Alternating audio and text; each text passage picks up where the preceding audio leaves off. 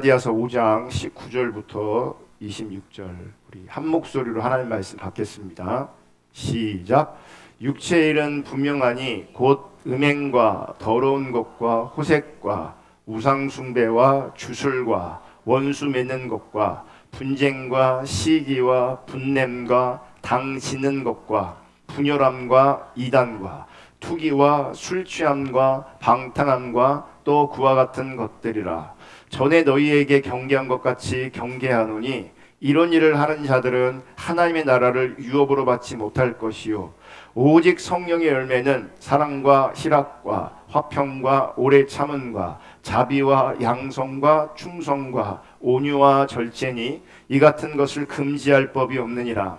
그리스도 예수의 사람들은 육체와 함께 그 정욕과 탐심을 십자가에 못 박았느니라. 만일 우리가 성령으로 살면 또한 성령으로 행할지니 헛된 영광을 구하여 서로 노엽게 하거나 서로 투기하지 말지니라. 아멘. 오늘은 갈라디아서 강의 41번째 시간입니다. 오늘은 지난 주일에 이어서 육체의 일 대 성령의 열매에 대해서 살펴볼 때에 하나님의 은혜가 우리 모두 가운데 함께 할 수 있기를 주님의 이름으로 축복하며, 특별히 하나님의 기준이 우리 모두 가운데 선명하게 비춰질 수 있기를 주님의 이름으로 축복합니다. 오늘 본문은 육체의 일과 성령의 열매를 소개하고 있습니다. 그래서 지난주에는 육체의 일에 대해서 살펴보았습니다. 여러분, 육체의 일은 타락한 인간의 본성을 토대로 육체의 욕구에서 나오는 인간의 행동을 말하는 겁니다. 육체의 일이란 타락한 인간의 본성을 토대로 해서 그 안에 육체의 소욕이 있고 그 육체의 소욕을 따라감으로 말미암아 나타나는 인간의 행동, 그것이 육체의 일입니다. 또 육체의 일이란 이 본성과 육체를 따라 내가 주체인 내 행동, 내 행위, 내 일들을 말합니다. 그래서 겉으로 보기에는 거룩해 보이고 겉으로 보이기에는 영적으로 보여도 자기중심, 즉 내가 주체인 삶이라면, 내가 주체인 행동이라면 이것은 정확하게 육체의 일이 됩니다. 우리는 경건해 보이면 성령의 일 같아요. 영적으로 보이면 그게 성령의 일 같아요. 근데 중요한 건 보여지냐가 중요한 게 아니에요. 보여지는 것은 거룩하게 보여질 수 있고 보여지는 것은 영적으로 보여질 수 있습니다. 그런데 그렇게 행하는 그 주체가 누구냐? 자기 중심적인 자리에서, 내가 주체인 그 자리에서 말하고 살고 행동하고 선택하면 그것은 정확하게 육체의 일이 됩니다. 그리고 그 육체의 일은 정말 다양한 모양으로 다양한 방식으로 나타나지만 그 육체의 일을 간단하게 정리하면 그 육체의 일은 결국 세상 사랑으로 나타납니다. 세상 사랑으로. 이것을 가장 잘 보여주는 성경 구절이 요한일서 2장 15절에서 17절입니다. 볼게요. 저는 설교를 준비하면서 일반 교회에서 주시는 어떤 메시지, 설교, 그런 강도가 아니고요. 그런 수준의 강조가 아니고요. 성경은 더 무겁게 우리 가운데 하나님께서 말씀하고 있다는 것을 여러분 기억하셔야 돼요. 정말 무겁게 말씀하고 있다는 것을 기억하셔야 돼요. 15절, 이 세상이나 세상에 있는 것들을 사랑하지 말라. 누구든지 세상을 사랑하면 아버지의 사랑이 그 안에 있지 아니하니. 세상을 사랑하면 아버지의 사랑이 그 안에 없답니다. 이렇게 교회를 다녀도, 성경 공부를 해도, 교회 일에 헌신해도 그분이 그 중심에서 세상을 사랑하고 있으면 그 안에 하나님의 사랑이 있을 수가 없습니다. 16절, 이는 세상에 있는 모든 것이 육신의 정욕과 안목의 정욕과 이생의 자랑이니 다 아버지께로부터 온 것이 아니요 세상으로부터 온 것이라. 이 세상도 그 정욕도 지나가되, 뭐냐면 여러분 육신의 정욕, 안목의 정욕, 이생의 자랑을 따라가잖아요. 그러면 그것을 따라가는 그 사람은 일시적으로 어느 때에는 스스로 만족하고 스스로 행복할 수 있습니다. 왜냐하면 지금 정욕을 따라가고 있고 그 정욕이 육체의 소욕이 채워지고 있으니 자기는 만족스러울 수 있어요. 그 만족스러움이 행복이라고 느낄 수 있어요. 그런데 이 세상도 그 정욕도 지나가되, 무슨 말이냐면 지금 행복한 것처럼 보여도 한계가 분명하다, 이렇게 말씀하고 있는 거예요. 한계가 있어요. 그러면서 오직 하나님의 뜻을 행하는 자는 영원히 거하느니라.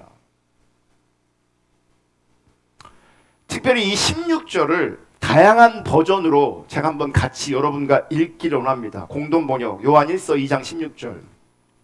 세상에 있는 모든 것 곧 육체의 쾌락과 눈의 쾌락을 쫓는 것이나 재산을 가지고 자랑하는 것은 아버지께로 나온 것이 아니고 세상에서 나온 것입니다. 그러므로 세상적이라는 얘기는 뭐냐면 육체의 쾌락을 추구하고 눈의 쾌락을 추구하고 재산을 가지고 자랑하는, 여기서 자랑한다는 뭐냐면 나와서 나 돈 많아 이렇게 떠벌리고 다닌다는 얘기가 아니에요. 그런 의미도 있겠지만 한편으로는 더 중요한 의미는 뭐냐면 재산을 의지한다는 겁니다. 그래서 의지한다는 말과 자랑한다는 말은 동의어입니다.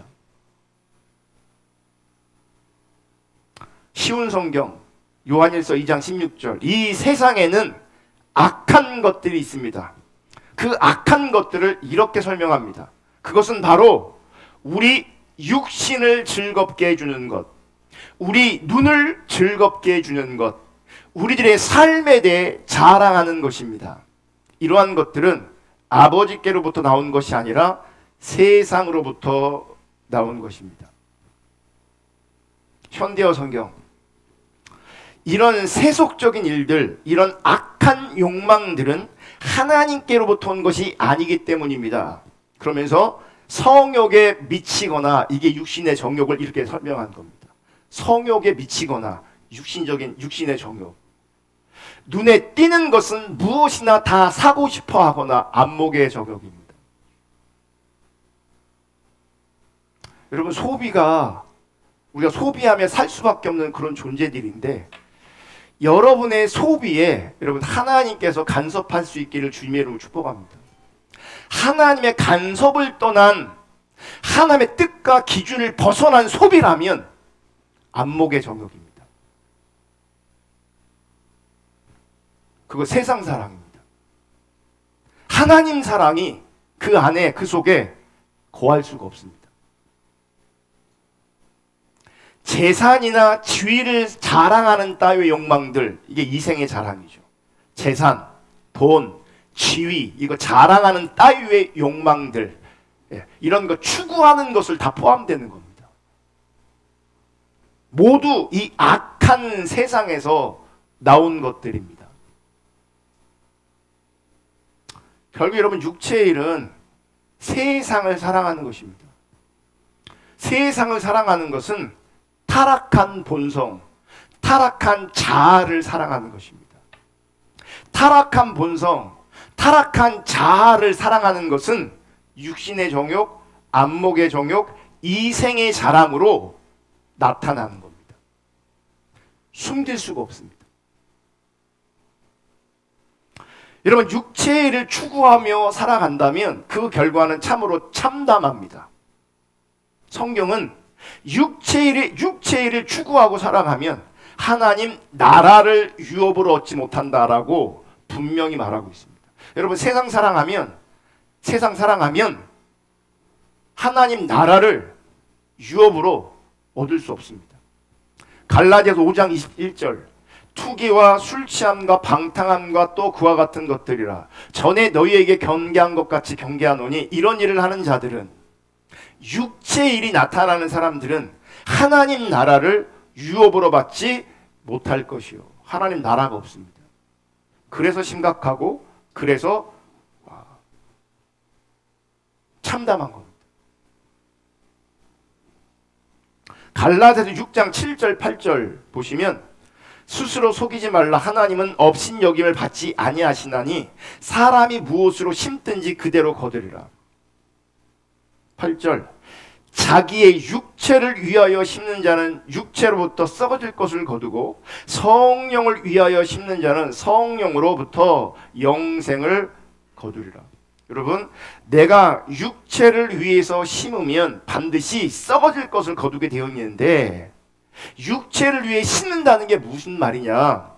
육체의 일이 나타나는 삶을 살면, 다시 말해서 육체의 소욕을 채우려고 살면, 다시 말해서 세상을 추구하고 세상 사랑하는 삶을 살면 그것이 육체를 위해 심는 것입니다. 그러면 썩을 것을, 하나님 나라를 유업으로 얻는 것이 아니라 썩어질 것을 거두게 되어 있습니다. 육체를 위해서 심으면 썩어질 것을 거두게 되어 있어요. 성령을 위해서 심으면 성령으로부터 영생을 거둔다고 말씀하고 있어요. 그러므로 우리는 육체를 위하여 심는 자가 아니라 성령을 위하여 심는 자가 되어야 합니다. 아멘. 그래서 우리가 성령을 위하여 심는다는 것이 무엇인가를 알아야 되는 거죠. 여러분, 성령을 위하여 심는다는 것은 육체를 따라 사는 것이 자연스럽게 육체의 일로 나타나는 것처럼, 여러분 세상을 살아가면 육체를 따라가고 육체의 소욕을 따라가면 자연스럽게 육체의 일이 나타나게 돼 있어요. 성령의 열매가 나타나는 것도 성령이 임한 자에게 자연스럽게 나오는 것이 성령의 열매인 것입니다. 물론 성령이 임한 자에게도 육체의 본성이 아직도 남아있기 때문에 갈등이 일어납니다. 그래서 육체의 욕구와 성령의 욕구가 충돌합니다. 성령이 임하지 않은 사람들은요, 이런 충돌이 없습니다. 세상 사랑하는 사람들은 이런 충돌 없습니다. 양심의 가책이 잠깐 있을지 모르겠지만 이렇게 말씀을 듣고 성경 공부하면 마음이 불편해집니다. 왜냐하면 자기가 보이거든요. 하나님 없는 자기가 보이고 세상 사랑하는 자기가 보이거든요. 그때는 불편하고 찔리고 양심의 가책이 있습니다. 그런데 돌아서면 그 양심이라는 것이 육체의 욕심을, 세상 사랑함을 금방 합리화시킵니다. 그래서 육체의 일을 버리지 못합니다. 육체의 소욕을 그대로 반복적으로 따라갑니다. 그렇게 육체의 일을 반복적으로 따라갈 때, 육체의 일을 일삼을 때, 반복적으로 그런 삶을 살아갈 때에 그 사람은 하나님 나라를 유업으로 얻을 수 없게 되는 겁니다. 성령이 임한 자는 육체의 욕구와 성령의 욕구가 충돌합니다. 성령이 없는 자들은 육체의 욕구가 성령의 욕구를 그냥 잡아먹습니다. 잠깐 불편하고 잠깐 양심의 가책이 있을지 모르겠지만 자기가 살던 그대로, 자기 육체가 원하는 그대로 삶을 지속적으로 반복적으로 삽니다. 근데 성령이 임한 자는 양심의 가책 정도로 머무는 것이 아니라 성령이 함께 하셨기 때문에 자기의 진짜 정체성을 인식하게 됩니다. 뭐냐면 자기는 죽어 마땅한, 심판받아 마땅한 죄인인 것을 압니다. 성령이 임한 자들은. 자신이 죽어 마땅한 죄인임을 아는 사람들은 더 이상 자신을 살려고 하는 것이 아니라, 육체의 소욕을 채우려고 하는 것이 아니라, 이미 자신은 예수 그리스도와 함께 십자가에서 그 정욕과 탐심을 못 박은 자인 것을 인정합니다. 인정합니다. 24절 볼게요. 이게 되게 무거운 말씀이에요. 그럼 갈라디아서를 보면요, 1장부터 마지막 절까지 한 절 한 절 한 절이 얼마나 우리 가운데 무겁게 다가오는지 모릅니다. 24절 읽습니다. 시작. 그리스도 예수의 사람들은 육체와 함께 그 정욕과 탐심을 십자가에 못 박았느니라. 잘 보세요. 그리스도 예수의 사람들은 육체와 함께 그 정욕과 탐심을 십자가에 못 박았느니라. 그리스도의 예수의 사람들은 뭐라고 말하냐면 육체와 함께 그 정욕과 탐심을 십자가에 못 박은 사람들이라고 말해요. 이게 정말 무거운 말씀이에요. 여러분, 육체와 함께 그 정욕과 그 탐심을 십자가에 못 박지 않았다면, 이렇게 하지 않으면 그 사람은 그리스도 예수의 사람이 아니란 얘기인 겁니다. 세상 사랑하면 그 사람은 그리스도 예수의 사람이 아니라고요.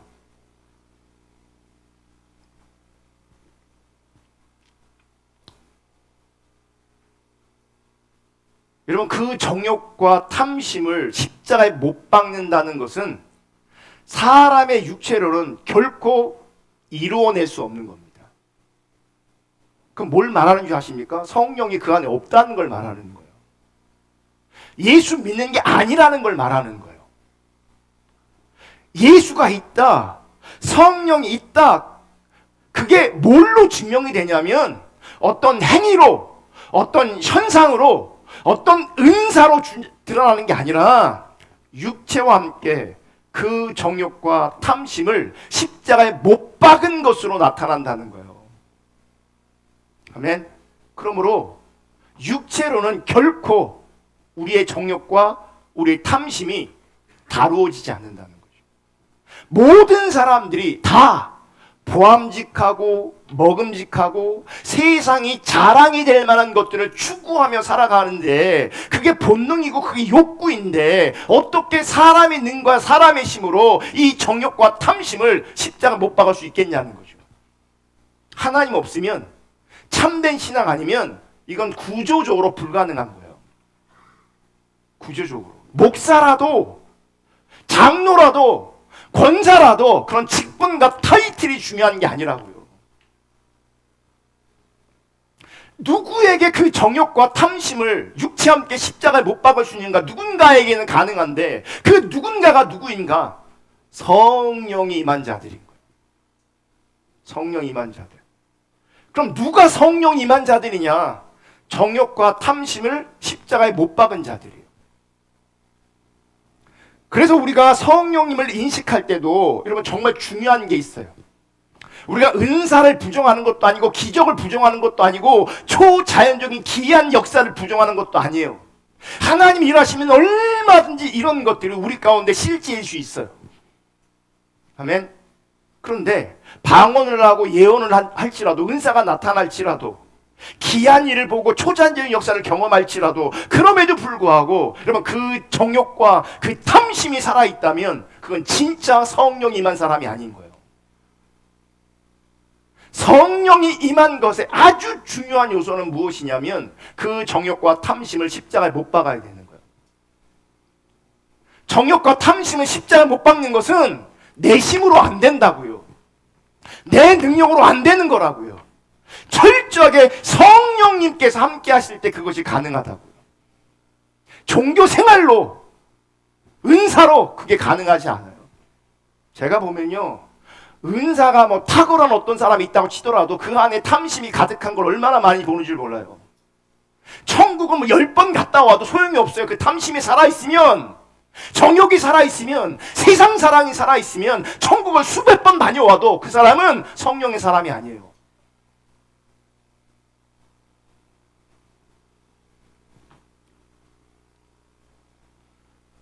성령이 임한 자들은 왜 정욕과 탐심을 못 박을 수 있는가?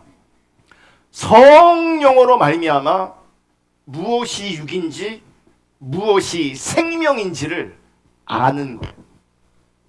충돌이 있다고요. 갈등이 있다고요. 그 충돌과 갈등의 자리에서 육체의 소욕을 선택하는 것이 아니라 생명을 선택하는 거야. 왜 생명을 선택하시냐? 성령님께서 그 생명을 보게 하시는 거죠. 그 생명을 알게 하시는 거죠. 그래서 성령이 임한 자는 무엇이 육인지 무엇이 생명인지를 아는 사람이에요. 저희 지방에 한 목사님이 커피를 되게 좋아해요. 저도 커피를 자주 마시고 좋아하긴 하지만 커피가 그러니까 이건 더 맛있고 이건 더 맛없고 이거 잘 구별 못해요. 그냥 사주면 다 맛있어요. 그냥. 근데 그분은 커피 맛을 알아요. 고급진 맛. 네. 네. 알아요. 그래서 커피를 먹어도 선택적으로 먹어요. 맛있는 거. 맛있는 집 찾아다니면서. 저는 아무 데서나 다 먹어요. 사주면 다 먹어요. 아멘. 근데 어느 날 그분이요, 커피를 딱 끊었어요. 이제 커피 안 먹는데요. 그 무슨 일이 일어난 거냐 그랬더니 어떤 유튜브가 커피 먹으면 건강에 해롭다, 커피 먹으면 죽는다 그랬대요. 그래서 그 이후로 커피는 안 먹는데요. 커피 먹을 때는 그 커피가 자기 육체의 소욕을 채우는 것이고, 지금 커피를 안 먹겠다고 결정한 이유가 뭡니까? 그 커피는 내 생명을 앗아가는 것이다. 안 거죠. 그게 바른 정보인지는 모르겠지만 예를 드는 거예요. 여러분, 성령이 임한 자들은 성령으로 말미암아 뭐가 육인지 뭐가 생명인지를 알아요. 고민 조금 하다가, 양심의 가책을 조금 하다가, 조금 불편하다가 여전히 세상으로 가잖아요. 왜 그런지 아십니까? 성령이 없는 거예요.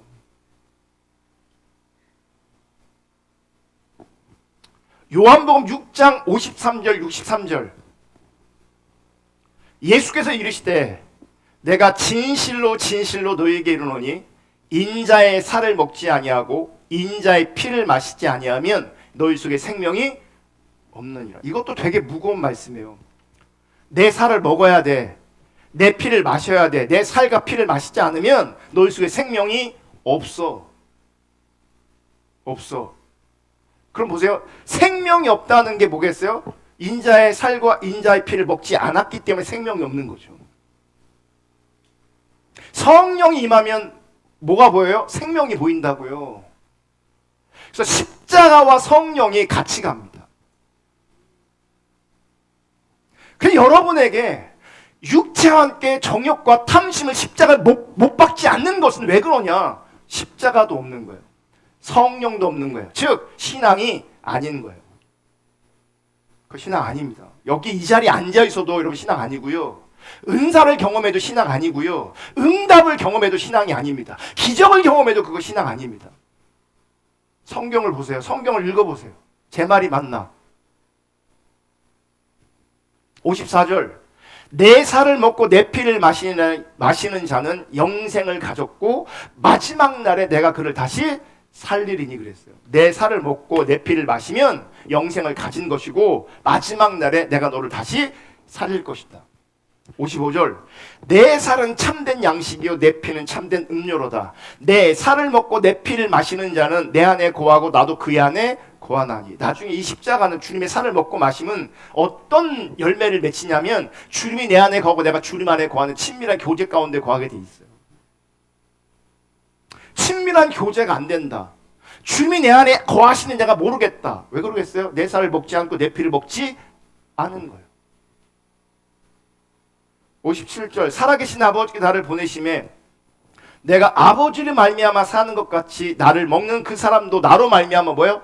살리라. 예수님이 하나님으로 살았던 것처럼 너희가 내 살을 먹고 내 피를 마시면 너희도 나로 말미암아 살 거야. 58절, 이것은 하늘에서 내려온 떡이니 조상들이 먹고도 죽은 그것과 같이 아니하여 이 떡을 먹는 자는 영원히 살리라. 59절, 이 말씀은 예수께서 가버나움 회당에서 가르치실 때 하셨느니라. 60절 이제 중요합니다. 제자 중 여럿이 듣고 말하되 이 말씀은 어렵도다. 누가 들을 수 있느냐? 저는요 이 얘기 있잖아요. 이 말씀은 어렵도다. 누가 들을 수 있느냐? 이 얘기를 우리 교인들한테 되게 많이 듣습니다. 우리 교회 메시지 너무 어렵습니다. 누가 들을 수 있습니까? 근데 그 얘기를 누가 들었냐? 예수님도 들었어요.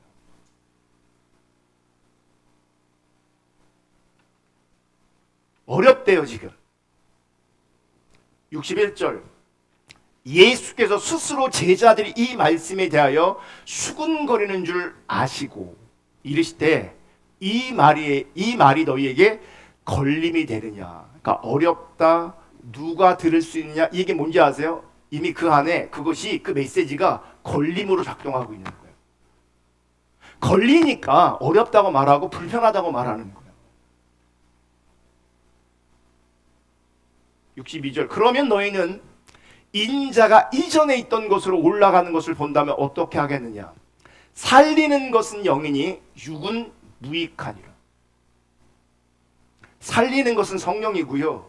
그럼 육적인 것, 세상적인 것 결국 다 무익한 겁니다. 무익한 걸 따라가면 어떻게 되겠습니까? 망하는 겁니다. 망합니다. 내가 너희에게 이른 말은 영이요 생명이라. 이 말씀을 언제 하신 거냐면 오병이어의 기적 이후에 예수님께서 그 오병이어의 기적을 통해서 뭘 말씀하시는 거예요? 그 오병이어가 곧 나를 말하는 거고 그 오병이어가 십자가를 말하는 거예요. 그래서 십자가를 설명하면서 내 피를 마시고 내 살을 먹고 마시는 것으로 그렇게 표현하는 거예요. 그건 정확하게 십자가를 말하는 거예요. 그러면서 예수님의 살과 피만이 영원한 생명이다 이 얘기를 하는 거예요. 십자가가 생명이다 이 얘기를 하고 있는 거예요. 그런데 예수를 따라다녔던 제자들, 우리 식으로 말하면 이렇게 교회에 다니는 사람들을 말하는 거예요. 교회 바깥에 있는 사람들이 아니고 교회 안에 있는 사람들이 얘기하는 거죠. 수군대는 거예요. 너무 어렵다는 거예요. 그거 왜 어려운가? 지금 어려워하는 사람들이 뭘 스스로 증명하는지 아십니까? 목사님 어려워요. 이런 메시지 누가 들을 수 있겠어요? 그렇게 내가 반응하고 있고 그렇게 내가 수군거리고 있다면 그거는 무슨 말인지 아십니까? 나는 영적이지 않아요. 나는 육적이에요. 이 얘기인 겁니다. 자기가 진단이 안 되니까 내가 진단이 안 되니까 자기를 잘 모른단 말이죠. 근데 내 안에서 나오는 어떤 현상들이 있단 말이에요. 내 현상들을 가만히 들여다보면 결국 뭘 말하냐면 내가 영적인가 육적인가를 말하고 있는 거예요.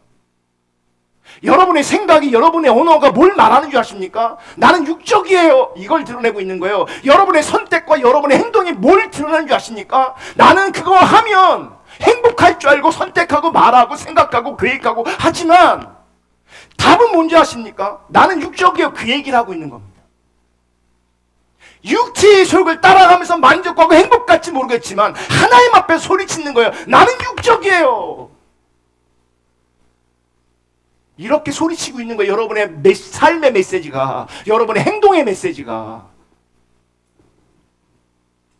예수님은 예수님의 살과 피만이 십자가만이 영원한 생명인 것을 말씀하고 있어요.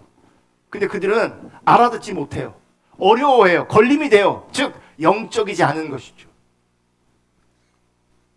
어떻게 예수님의 피를 먹고 마시느냐 이런 의문이 드는 거죠. 자기의 가치관 안에서 자기의 신앙관 안에서. 이때 예수님께서 뭐라고 말씀하시냐면 살리는 것은 영이니 육은 무익하다. 그러면서 너에게 일은 내가 하고 있는 내 말이 영이요 생명이다 라고 말씀합니다. 주님의 말씀이 나를 살려요. 주님의 말씀이 성령이고 주의 말씀이 생명이에요. 여러분의 배를 채우는 것, 여러분의 육체를 즐겁게 해주는 것, 여러분의 눈을 즐겁게 해주는 것, 그게 생명이 아니에요. 여러분을 지장하게 하는 어떤 것들이 생명이 아니라고요. 지금 예수님께서 하시는 말씀이 영이며 생명이기 때문에 사람이 스스로 살리기 위해서 노력한다면 그건 육이 되는 것이고 그건 무익하다는 거예요. 여러분, 육체의 소욕을 따라간다는 건 한편으로는요, 우리 인간적인 생각에서는요, 내가 살려고 하는 겁니다. 재밌으려고 하는 겁니다. 행복하려고 하는 겁니다. 그래, 안 그래요? 그런데 그게 그러니까 육이기 때문에 결국은 다 무익한 겁니다. 그래서 자신을 살리기 위해서 율법을 지킨다면 그것도 뭐가 되는 줄 아십니까? 육이 되는 겁니다. 우리는 율법을 지키면, 신앙생활을 하면 그게 영적이라고 생각하는데 아니에요. 내 스스로 종교적인 행위를 해서, 내 스스로 뭔가를 열심히 해서 내 노력으로 내가 살려고 한다면 그건 영이 아니라 육인 거예요. 여러분, 그런 사람에게 그러니까 사단이 어떤 영적인 은사를 부어주고 신령한 체험들을 하게 하면요, 그 사람은 진짜 자기가 영적인 줄 아는데 실상은 육적인 거예요. 여러분, 예수님을 믿는 것이 하나님의 일이며 생명입니다. 예수님을 알고 사랑하는 것이 하나님의 일이며 생명인 겁니다. 고린도전서 15장 47절 50절 보겠습니다. 첫사람은 땅에서 났으니, 아담 얘기하는 거죠. 흙에 속한 자이거니와 둘째 사람은 하늘에서 나셨느니라. 둘째 사람은 누구예요? 예수님 말하는 겁니다. 48절. 무릇 흙에 속한 자들은 저 흙에 속한 자들과 같고 무릇 하늘에 속한 자들은 저 하늘에 속한 이와 같으니. 49절. 우리가 흙에 속한 자의 형상을 입은 것 같이 또한 하늘에 속한 이의 형상을 입으리라. 50절. 형제들아, 내가 이것을 말하노니 혈과 육은 하나님 나라를 이어받을 수 없고 또한 썩는 것은 썩지 아니할 것을, 즉 하나님 나라를 유업으로 받지 못하리라. 여러분, 아담의 후손은요 다 흙에 속한 형상이라서 흙에서 태어나서 흙으로 살다가 흙으로 돌아갈 것이기 때문에 하나님 나라를 이어받을 수 없어요. 그러나 하늘에 속한 분, 예수 그리스도의 형상을 입은 사람들은 하나님 나라를 유업으로 이어받을 수 있게 되어지는 거예요. 아멘. 이 하나님 나라를 이어받게 되는 이 사람들에게서 나오는 게 뭐냐, 이 생에서 그게 성령의 열매인 거예요. 갈라디아서 5장 22절 23절 다 같이 읽겠습니다. 시작. 오직 성령의 열매는 사랑과 실학과 화평과 오래 참음과 자비와 양성과 충성과 온유와 절제니 이 같은 것을 금지할 법이 없느니라. 여러분, 성경을 보면 육체의 일은 분명하다라고 말하고 있어요. 자, 갈라디아 5장 19절. 육체의 일은 분명하니 곧 음행과 더러운 것과 호색과. 그러니까 육체의 일은 눈에 보이게 막 보여요. 분명하게 드러나요. 그래서 제가 보기에도 여러분의 삶 가운데 육체의 일이 보일 때가 있어요. 말을 안 할 뿐이지. 제가 목회하면서 한편으로는 목회자로 어디까지 말해야 되는가 늘 고민하고 있어요. 어디까지 말해야 되는가, 그리고 어떻게 말해야 되는가.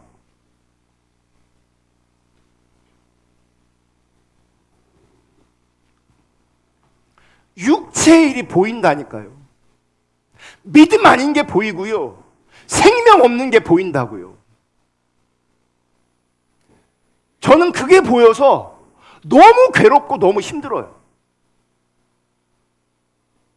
정말 괴롭고 힘이 들어요. 근데 그 당사자들은 너무 안일하고 너무 태평해요. 죽는 길을 가고 있음에도 불구하고 자기가 죽는 길을 가고 있다는 걸 몰라요.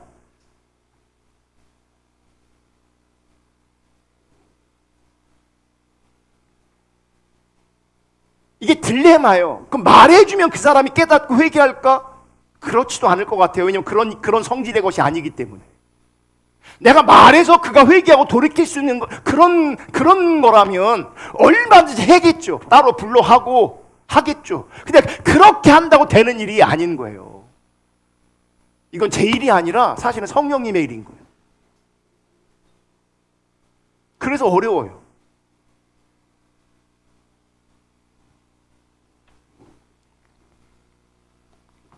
여러분, 육체의 일은요 분명하게 드러납니다. 분명하게. 그런데 성령의 열매는 조용합니다. 여러분, 열매라는 게 조용히 자라는 것처럼 자라는데, 여러분 오늘날 보니까 이만큼 컸네 이렇게 되잖아. 열매가. 농사 안 져봐서 모르죠. 고추 농사라도 한번 줘보세요. 상추 농사라도 한번 줘보세요. 어느 날 보면 커 있어요. 조용히 커. 조용하게. 그러니까 성령의 열매도요 조용히 자랍니다. 무슨 얘기냐면 요란하지 않습니다.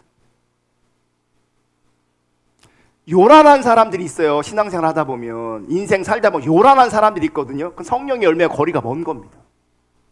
성령의 열매는 요란하지 않습니다. 조용합니다. 정말 조용합니다. 도리어 육체의 일 가운데 있는 사람들이 요란합니다. 왜요? 육체를 자랑하거든요. 그 자랑함이 요란함으로 나타나게 해서 교묘하게 자랑합니다. 그게 하나님 보실 땐 다 요란합니다. 성령의 열매는 잠잠하고 조용합니다. 아멘. 또 성령의 열매를 잘 보시면 성령의 열매는 성품적입니다. 그러니까 성령은 성령 하면 우리 자꾸 능력, 은사 이런 인식이 되게 강해요. 근데 성령의 열매를 보시면 성령의 은사는 본질이 아니에요. 성령의 열매는 본질이에요. 근데 성령의 열매는 성품적이에요. 사랑, 희락 이런 게 다 뭐예요? 성품이라고요. 그러면 나를 볼 때에 성령이 있냐 성령이 없냐를 보셔야 되고, 성령이 있을 때 그 성령이 나의 뭘 다루냐면 우리의 성품을 다뤄요. 그래서 우리의 성품이 다뤄지지 않으면 그분은 성령님과 거리가 먼 거예요. 성령 열매는 성품적이에요. 성품적이란 얘기는 뭐냐면 관계적이란 얘기예요. 그러니까 성령 열매는요 관계적으로 나타나는 거예요.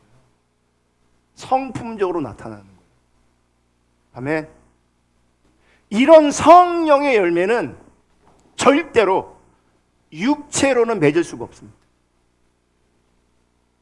성령 열매, 사랑, 희락, 화평, 오래 참은, 자비, 양선 등등 이런 성령의 열매를 나의 육체의 노력으로 맺는다고 하면 그것은 성령의 열매를 맺는 것이 아니라 성령의 열매를 흉내내는 것입니다.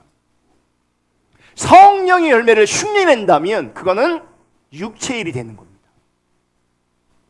성경 오늘 본문을 묵상했더니 성령 열매는 사랑, 희락, 화평 쭉쭉쭉 나온단 말이죠. 9가지가. 그러면 나는 성령 열매가 사랑이니까 내가 사랑하며 살리라 결단하에. 그 육체의 일이 될 수 있어요. 그거는. 왜냐하면 내가 만들어낸, 내 노력으로 만들어낸 사랑이라면 그건 성령의 열매가 아니라 육체인 거예요. 육체. 자기는 사랑한다고, 오래 참는다고, 자비한다고, 절제한다고 자기 노력으로 만들어낼지 모르겠지만, 흉내낼지 모르겠지만, 그래서 성령의 열매가 맺혀지고 있다고 스스로 착각할지 모르겠지만, 여러분 그건 절대로 성령의 열매일 수가 없어요. 그래서 자기 노력으로 흉내낸 성령의 열매들을 가지고 결국 그 사람은 그것을 자랑하게 돼 있어요. 자기도 모르는 사이에 그 행위를 의지하게 돼 있어요. 그게 육체의 일이 되는 거죠.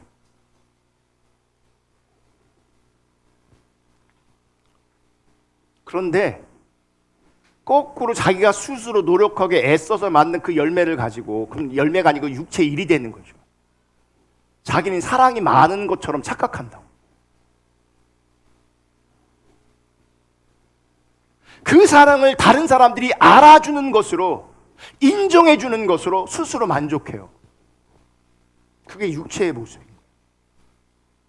내가 노력해서 누구한테 저분은 사랑이 많아라고 인식시킬 줄 모르겠지만 정작 본인은 그게 성령의 열매가 아니라 육체의 열매에 지나지 않을 수 있다고요. 결국 육체의 일은 내가 주도권을 가지고 행하는 모든 것입니다. 자기가 중심돼서 내가 주도권을 가지고 한 그 모든 것들이 다 육체의 일이 되는 겁니다. 그게 저급한 일로 드러나든 아니면 거룩하고 영적인 일로 드러나든 결국은 그거 다 육체의 일입니다. 그러므로 성령의 열매는 절대로 육체로 맺어지지 않습니다. 그리고 하나님께서 육체로 노력해서 흉년해서 맺은 것, 그거 하나님께서 성령의 열매를 인정하지 않습니다. 요한복음 15장 1절 6절 보겠습니다. 나는 참 포도나무요 내 아버지는 농부라. 무릇 내게 붙어있어 열매를 맺지 아니하는 가지는 아버지께서 그것을 제거해 버리시고 무릇 열매를 맺는 가지는 더 열매를 맺게 하려 하여. 다 이게 연결되거든요. 내게 붙어있어 열매를 맺지 않으면 그거 제거해 버린다. 그것을 깨끗하게 하시느니라. 13절 너희는 내가 일러준 말로 이미 깨끗하여졌으니 4절 내 안에 거하라 나도 너희 안에 거하리라. 가지가 포도나무에 붙어있지 아니하면 스스로 열매를 맺을 수 없음 같이 너희도 내 안에 있지 아니하면 그러하리라. 나는 포도나무여 너희는 가지라. 그가 내 안에 내가 그 안에 거하면 사람이 열매를 많이 맺나니 나를 떠나서는 너희가 아무것도 할 수 없습니다. 사람이 내 안에 거하지 아니하면 가지처럼 밖에 버려져 마르나니 사람들이 그것을 모아다가 불에 던져 살았느니라.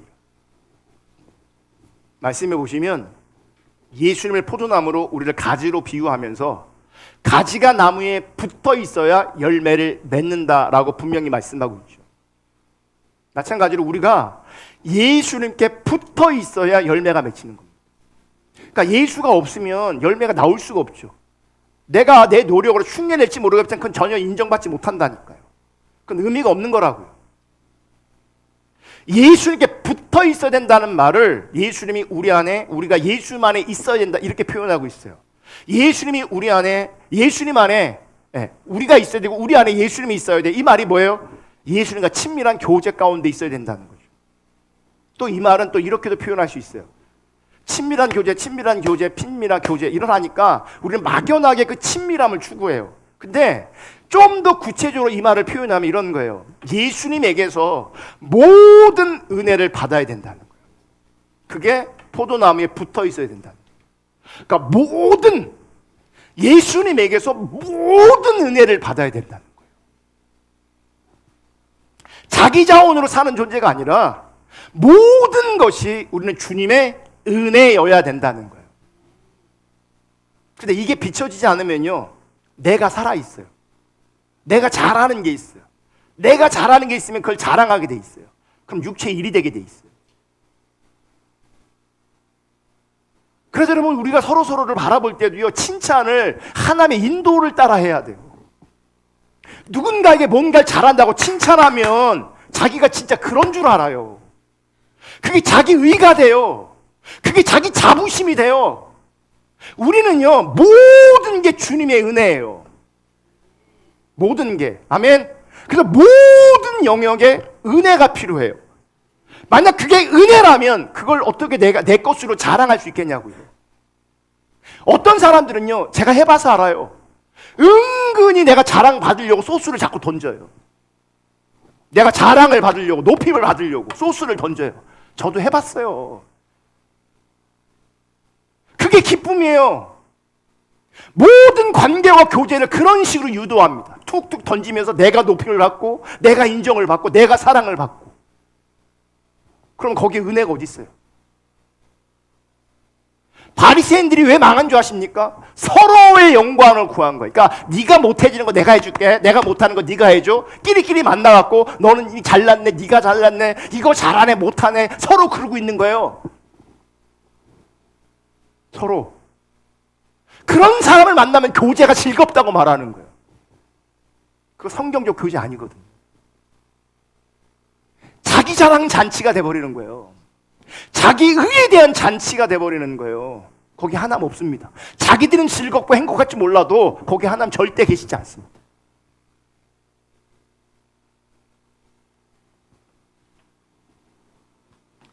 자기 자원은 빵이고요. 모든 것에 우리는 하나님의 은혜가 절박하게 필요한 자들입니다. 그런 사람이 예수님께 붙어 있기를 원하는 거고, 예수님께 붙어 있는 그걸 가지고 주님이 내 안에, 내가 주님 안에 있다는 겁니다. 문제는 뭐냐면 예수님에게 붙어 있지 않으면 아무런 열매가 없다는 거예요. 아무런 열매가. 자기 자랑거리가 있을지 모르겠지만요, 하나님께로부터 오는 열매 없습니다. 성령의 열매도 마찬가지입니다.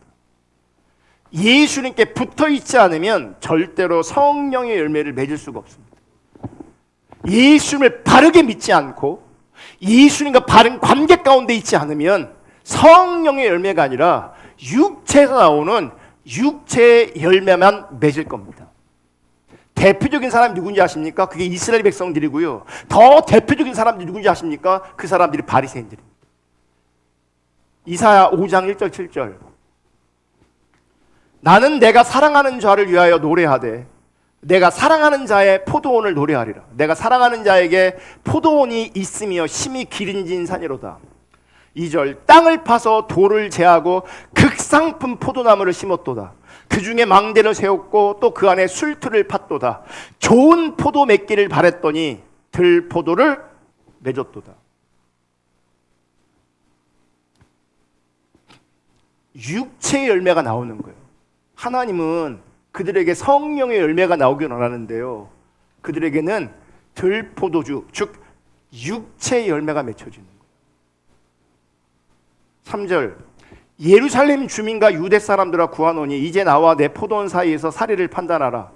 내가 내 포도원을 위하여 행한 것 외에 무엇을 더할 것이 있으랴. 내가 좋은 포도 맺기를 기다렸거늘 들포도를 맺음이 어찌 됨인고. 이제 내가 포도원에 어떻게 행할지를 너희에게 이르리라. 그러니까 육체의 일이 반복적으로 나올 때, 열매 맺을 때 내가 그 울타리를 걷어 먹힘을 당하게 하며 그 담을 헐어 짓밟히게 할 것이요 내가 그것을 황폐하게 하리니 다시는 가지를 자름이나 북을 돋우지 못하며 찔레와 가시가 날 것이며 내가 또 그름에서 명하여 그 위에 피를 내리지 못하게 하리라. 이게 뭔지 아십니까? 육체의 일만 계속 나올 때에 하나님 결국 뭐 하신다는 얘기예요? 버린다는 얘기예요.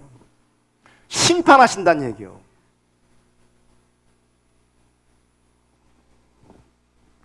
정말 이런 경각심을 가지셔야 되는데, 단순히 우리 교회 다닌다는 것으로 몇 가지 종교적 행위를 한다는 거 가지고 여러분 안전하다 여기지 않기를 주님으로 축복하고요, 정말 나에게 육체일이 나타나고 있는지 성령의 열매가 나타나는지 정말 하나님 앞에서 심각하게 자기를 돌아볼 수 있기를 주님의 이름으로 축복합니다. 결국 망해요. 7절. 무릇 만군의 여호와의 포도원은 이스라엘 족속이요 그가 기뻐하시는 나무는 유다 사람이라. 그들에게 정의를 바라셨더니 도리어 포악이요 그들에게 공의를 바라셨더니 도리어 부르짖음이었도다. 말씀에 나오는 포도나무는 이스라엘을 말해요. 그래서 그러니까 이 포도나무는 단순히 예수님 비유 15장에 나오는 그 포도나무도 있지만 구약에 보면 그 포도나무 이스라엘 자체를 얘기하고 있는 거예요. 예수님도 말하지만 포도나무 자체, 그러니까 이스라엘을 말하는 거예요. 그래서 공동체를 말하는 거예요. 그래서 우리 교회 이름이 구약적 의미와 신약적 의미를 포함해서 포도나무인 거예요. 공동체의 성격이 있고 포도나무가 예수님이고 그분에게 붙어 있어야 열매가 있고 그 열매가 있을 때 그 사람이 참된 신앙인 거예요. 이스라엘이라는 포도나무를 심었단 말이죠. 하나님께서 원하시는 열매를 맺기를 원했는데 하나님께서 원하시는 열매가 맺혀지지 않았어요. 포악과 부르짖음만이 가득한 포도나무가 되었어요. 세 번역으로 이사야 5장 7절을 다시 볼게요. 이스라엘은 만군의 주님의 포도원이고 유다 백성은 주님께서 심으신 포도나무다. 주님께서는 그들이 선한 일 하기를 기대하셨는데, 즉 성령의 열매를 기대하셨는데 보이는 것은 사륙뿐이다. 이게 뭐예요? 육체의 일만 가득하다. 주님께서는 그들이 옳은 일을 하기를 기대하셨는데 들리는 것은 그들에게 희생된 사람들의 울부짖습니다. 그래서 하나님은 그 포도나무를, 이스라엘이라는 포도나무를 제거해 버리겠다고 말씀하세요. 심판하신다는 거죠. 그리고 그 심판이 실제가 됩니다. 근데 감사한 것은 심판이 끝이 아니라는 거예요. 하나님의 언약은 영원하기에 심판 후에 다시 새로운 약속을 주세요. 그 새로운 약속이 뭔지 아십니까? 내가 너희에게 새 영을 부을 것이다. 성령에 대한 약속을 주세요. 성령에 대한 약속. 그 약속이 예레미야와 에스겔 선지자를 통해서 우리 가운데 주시는데 그게 새 언약인 거죠. 마태복음 26장 28절, 이것은 죄의 사함을 얻게 하려고 많은 사람을 위하여 흘리는 바 나의 피 곧 언약의 피다. 이 새 언약은 예수님의 살과 피로 세운, 십자가로 세운 언약이고요, 이 새 언약의 증표로 성령이 우리 가운데 부어지는 겁니다. 그래서 십자가와 성령인 겁니다. 십자가와 성령, 이게 새 언약이 되는 거죠. 그래서 새 언약의 혜택을 받은 자들이 누구냐면 바로 예수님을 믿는, 그러니까 참으로 예수를 믿은 사람이 새 언약의 혜택을 받은 겁니다. 그리고 예수를 바르게 믿는 자들 가운데 성령이 임하시는 거죠. 이렇게 성령이 임한 자들은 이제 자신의 육체를 신뢰하지 않습니다. 자기의 육체의 소욕을 따라가지 않습니다. 성령이 임한 자들은 자신이 육체로 만들어낸 것들이 어떤 것인지를, 육체의 일이 어떤 것인지를 분명히 아는 자들입니다. 그 육체의 일들이 결국 자기 욕망을 따라가고 자기를 사랑하고 자기를 자랑하고 세상을 사랑하는 것으로 연결되어 있다는 것을 압니다. 그러므로 성령이 임하면 이 자기 욕망, 자기 사랑, 자기 자랑, 세상 사랑을 부인하게 되는 거예요. 성령의 열매로 말미암아 부인되어지게 되는 거예요. 억지로 막 노력해서 되는 게 아니고요, 육체의 일이 너무나 자연스럽게 육체의 일로 가는 것처럼 성령의 열매도 너무 자연스럽게 되는 거예요. 안 된다, 들포도가 육체의 일이 맺히는 거예요.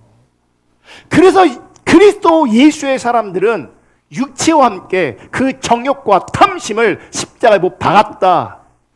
그 육체와 함께 그 정욕과 탐심을 십자가에 못 박은 사람들에게 성령의 열매가 자연스럽게 맺히는 거예요. 그래서 타락한 본성, 육체의 소욕, 세상 사랑함을 따라가면 성령님이 역사할 수도 없고, 성령님이 역사할 수 없기 때문에 그 삶의 그 상태에 절대로 성령의 열매가 맺어질 수 없어요.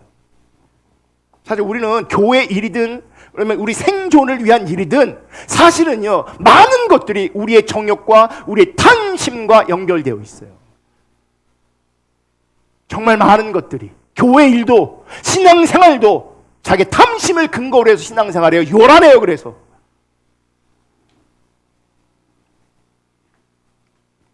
그러므로 성령의 열매란 우리의 정욕과 우리의 탐심을, 세상 사랑을 날마다 십자가에 못 박으면서 열매가 맺혀지는 겁니다.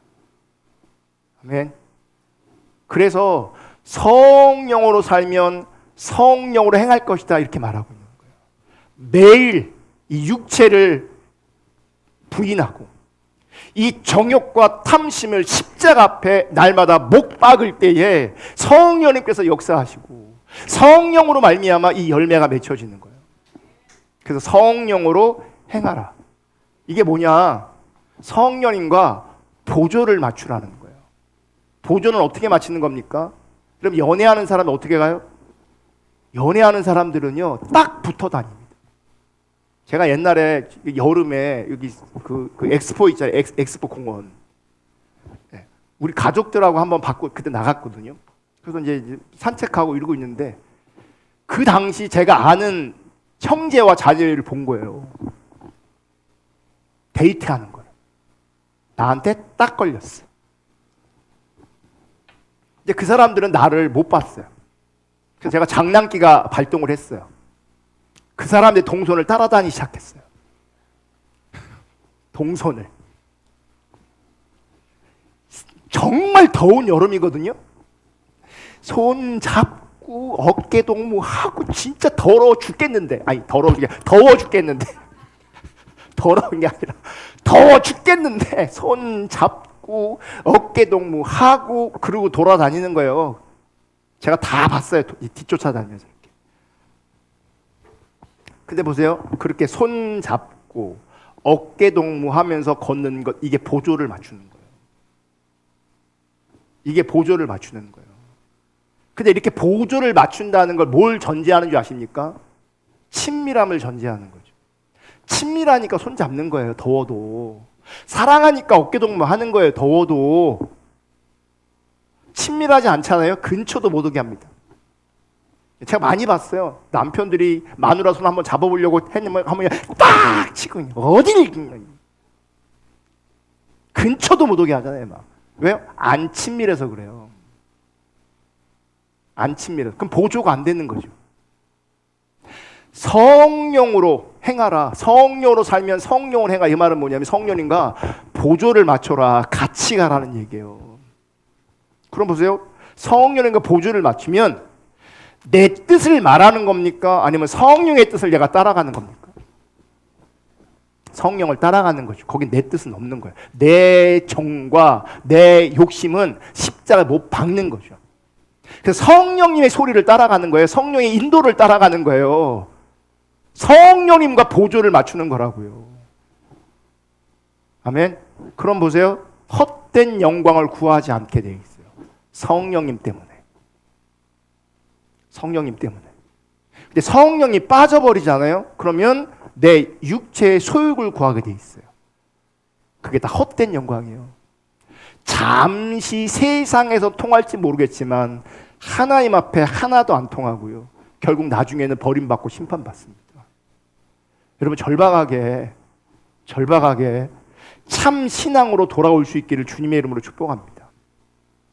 성령으로 하지 않은 모든 것들은 헛된 영광이고요. 다 부질없는 것들입니다. 정말 다 부질없습니다. 성령으로 하지 않은 것들은. 오직 예수 그리스도의 살과 피를 날마다 먹고 마심으로 십자가 앞에 날마다 나아감으로 말미암아 육체의 일이 저절로 맺히는 것이 아니라 성령의 열매가 저절로 맺혀지는 이 은혜가 우리 모두 가운데 실제이기를 주님의 이름으로 축복합니다. 오늘 정말 무거운 말씀들을 하나님께서 우리 가운데 하신 겁니다. 나는 다 아는 거야. 나는 실제 되는 거야. 그렇게 생각하시면 그 교만한 겁니다. 우리 안에 성령의 열매가 그렇게 잘 맺혀지지 않습니다. 제가 아까 목회자로서의 어려움을 얘기했잖아요. 어디까지 얘기해야 되는가? 만약 성경을 토대로 해서 내 나름대로의 기준을 세우고 이분이 합당한가 합당하지 않은가, 합당하지 않은 사람을 이렇게 빼기 시작하면 여기에 몇 명이나 남을 것 같으세요?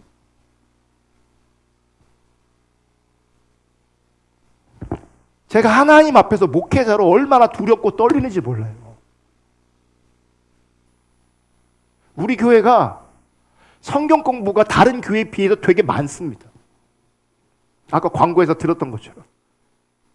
여러분은 저를 한 번, 두 번 만날지 모르겠지만 저는 그 모든 시간에 제가 하는 거잖아요. 하나님 앞에서 정말 최선을 다하고 있는 거예요. 하나님 앞에 부끄럽지 않으려고 정말 최선을 다합니다. 여러분 저는 365일 거의 월요일에 쉬는 날 이런 개념도 없어요. 교회 거의 특별한 일 아니면 7시 반에 8시 전에 출근해요. 퇴근 시간이 따로 정해져 있지도 않아요. 화요일에 성경 공부 끝나면 항상 10시 넘어요. 수요일날도 10시가 넘어요. 금요일에도 마찬가지예요. 토요일날 온종일 설교 준비해요. 사실은 제가 심해지나도록 교회 앞에 있습니다. 제가 심해지나도록 여러분 앞에 있습니다. 근데 고민이 뭔지 아십니까? 여러분의 정과 욕심이 십자가에 못 박아지는 것이 잘 안 보여요. 성령의 열매가 잘 안 보여요. 착각이 보여요. 자기 의가 보여요. 자기 열심이 보여요. 그러면 우리 다 망하는 거예요. 한국교회 겉으로 보기에 멀쩡해도요, 이대로 가면 다 망합니다. 세상 사람들은 몇 명이 모였네, 몇 명이 모였네, 교회가 크네, 예배당이 크네, 이런저런 얘기할지 모르겠지만 하나님 관점에서는요, 이스라엘 백성들처럼 다 망합니다. 정말 다 망합니다. 저는 여러분들이, 적어도 여러분들이 망하지 않기를 합니다. 여러분이 정말 하나님 앞에서 성령으로 말미암아 생명 가운데 있기를 합니다. 정말 성령의 열매가 여러분 가운데 맺혀질 수 있기를 주님의 이름으로 축복합니다. 아멘. 우리 찬양하고 기도하겠습니다. 우리 추가곡 53장 한번 부르고